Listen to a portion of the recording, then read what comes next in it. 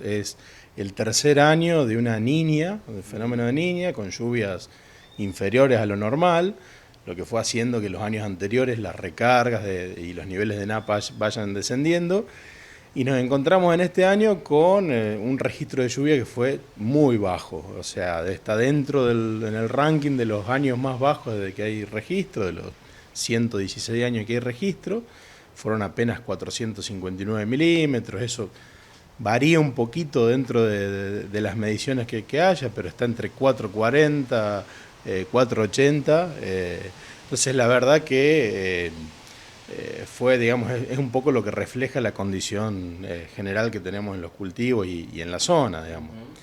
Ya empezamos el año, el 2022, con el trigo, digamos, con escasa recarga en los perfiles en otoño.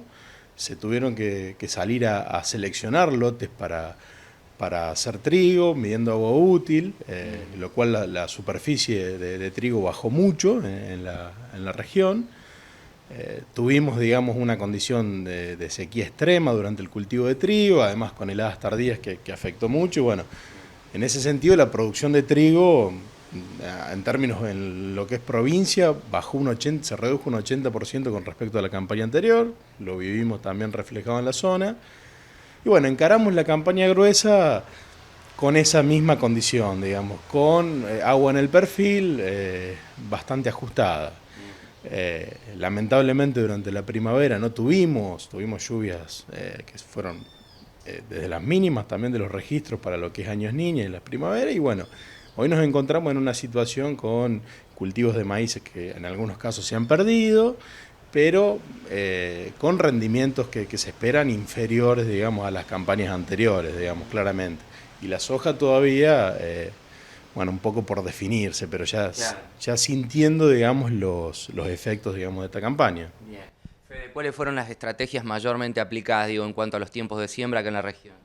Bueno, eso es interesante analizarlo. En lo que es maíz, se pasó una gran proporción a siembras tardías, a siembras de diciembre, buscando mayor estabilidad en el rendimiento del cultivo.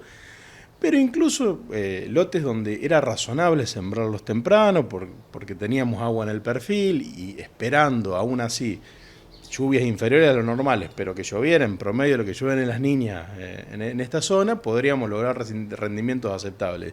Y hasta esa estrategia falló en algunos ambientes, porque no se dieron esas lluvias, digamos. Entonces, pero bueno, en general lo que es siembras más tardías son las que hoy tienen mejores posibilidades de lograr buenos rendimientos. Lo mismo en soja, se retrasó bastante la fecha de siembra, esperando, digamos, que si se revierte el fenómeno ahora en el verano de la niña y empezamos a tener lluvias más cercanas a lo normal, tener rendimientos más estables. Bien. Fede, contextualizando, y lo charlamos fuera de cámara, bueno, han sido los años anteriores, si bien vienen de 3 años de niña, años positivos en cuanto a los volúmenes, digo, contextualizando para no quedarse solamente con esta etapa, que imagino que es difícil, pero se atraviesa. Sí, digamos, eso, venimos de años, la verdad que con buenos niveles de producción, las cooperativas, como sabemos, hicieron récords de acopio, es decir, con buenos volúmenes en la región, no así por ahí en otras regiones que ya vienen sintiendo la sequía desde la campaña anterior. Entonces se venía con una buena inercia, si se quiere, pero bueno, nos encontramos con esta campaña que siempre complica tener menor volumen financieramente, pero bueno, esperemos que, digamos, amortigue un poco las campañas anteriores, digamos. Bueno, pensando en las pericias desde la ingeniería, desde quienes producen, pasamos a hablar de qué hacemos con el exceso a cómo trabajar con la falta, ¿no? Sí, la verdad que nos toca estar, como lo indican muchos estudios, en un contexto de mucha variabilidad climática. Claro. Estuvimos de años de muchos excesos, de cómo usar el agua, cómo aprovechar al máximo el agua para descender napas y demás, a un contexto hoy de llegar a una sequía histórica y que afecta a gran parte del país. Fede, pensando en lo meteorológico, digo, ¿hay ventanas de lluvia que se aproximan más allá de esta puntual? Y bueno, o sea, los pronósticos extendidos dan que el fenómeno de la Niña se va a revertir, por lo menos hacia la neutralidad. Claro. El tema es cuándo se da el punto de inflexión y cuándo empieza a cambiar la condición a nivel zonal. Esa va a ser la clave que va a definir también, digamos, el rendimiento de lo que es soja de primera, de segunda y de los cultivos de siembra tardía. Los cultivos de siembra temprana, como los maíces, la verdad que ya están en una etapa, ya están en llenado de grano, Claro. no va a tener un gran impacto. Si empieza a llover, digamos, en febrero, marzo, eso no va a tener ningún impacto sobre esos cultivos, Claro. lo mismo que sobre la soja de siembra temprana.